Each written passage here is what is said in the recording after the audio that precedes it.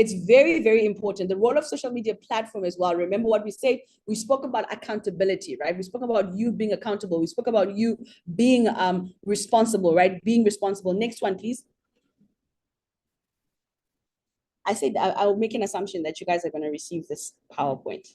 All right. So the role of social media platforms, users, and regulators in mitigating misinformation. Right now, platforms have a responsibility to actively monitor and identify misleading and false information. You'll actually notice that on TikTok. TikTok nowadays, there's a doctor that was trending recently. He was giving out information, medical advice. And then I think they started saying that he wasn't actually a real doctor. So TikTok, I don't know if they put up his account again, but TikTok had to actually put him down because they have a responsibility. Yes, Dr. Matthew, they have a responsibility as well to make sure that a person that is putting out misleading or false information is put down. So if you put up misleading information, you'll be put down, right? Oh, someone says he's back. I'll check him out. I haven't seen him since then, right? So it's important for you to check misleading information. And also, you find that especially in the era of nowadays of people sharing their opinions, right? You find that sometimes you can build a social media that is actually not healthy to people. There was an account a couple of months ago. There was I think it was a YouTube account. There was a YouTube account that was put down. The YouTube account was being run by, I think it was 2 men, if not 3 gentlemen. And their opinions on women in that platform were determined, and they would say that the opinions were not affecting the society in a positive way. So that's one of the reasons why actually they were being put down, because they were sharing a particular angle of relationships, right? You should Google the word misogyny, right? So they were they were sharing information that society deemed, or people were deeming that, this information is not healthy, and this information is changing the way that people are relating in relationships between men and women. So their account was put down.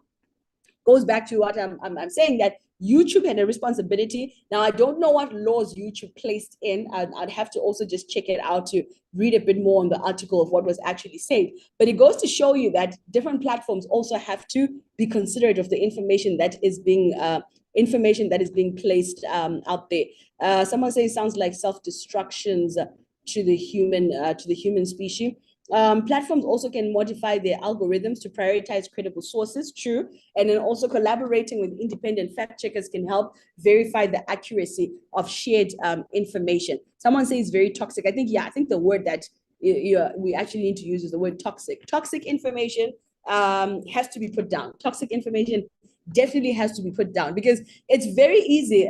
It's very, very easy for toxic information to actually trend, right? So that's the reason why the different social media platforms have that responsibility. Like I said before at the beginning, you have to share responsibly, right? Make sure before you just share something on your status, understand.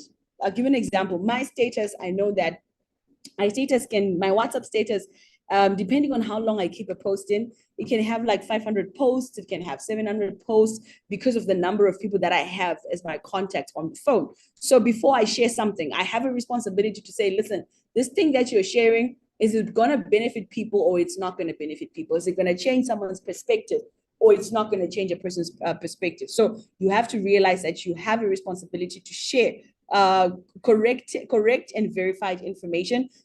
Users as well can employ critical thinking skills to evaluate the credibility of information. We spoke about that, right? You have to use your mind, right? Your mind is not only just there for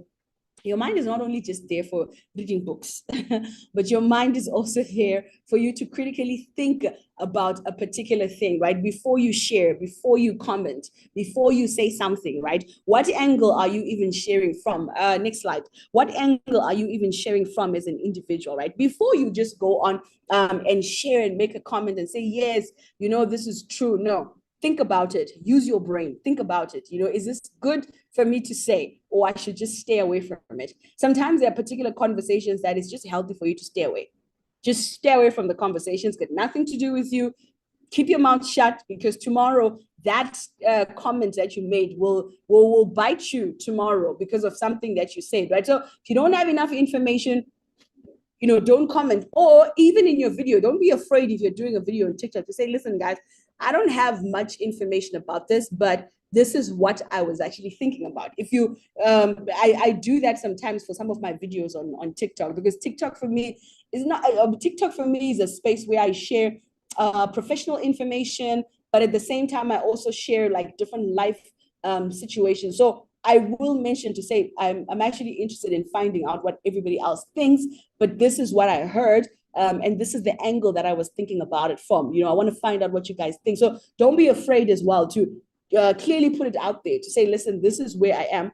Someone says users must engage in responsible and sharing thoughtful evaluation, constructive discussions, especially on Twitter. People just say anything. Yes, Twitter. I have a Twitter account, but I just haven't checked Twitter in a while. The reason why I've I wouldn't say left Twitter per se, but I think for me, Twitter has kind of borderline toxic. And I say that with all due respect, but like Twitter sometimes has an element of toxicity. So I prefer, personally, that's just my preference. I've just preferred to just stay away from it because I noticed it was stealing so much of my time and I wasn't really learning much.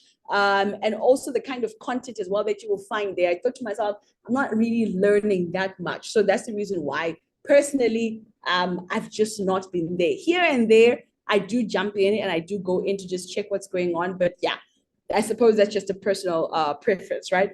And also the role of social media platforms, regulators in mitigating misinformation. Someone says no Twitter account, but based on what I see people post. Yeah.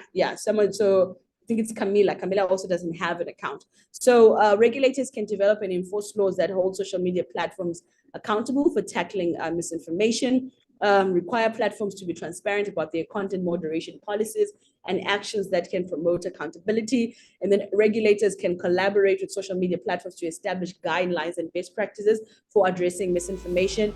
And then regulators can play a role in educating the public about the risk of misinformation and promoting media literacy.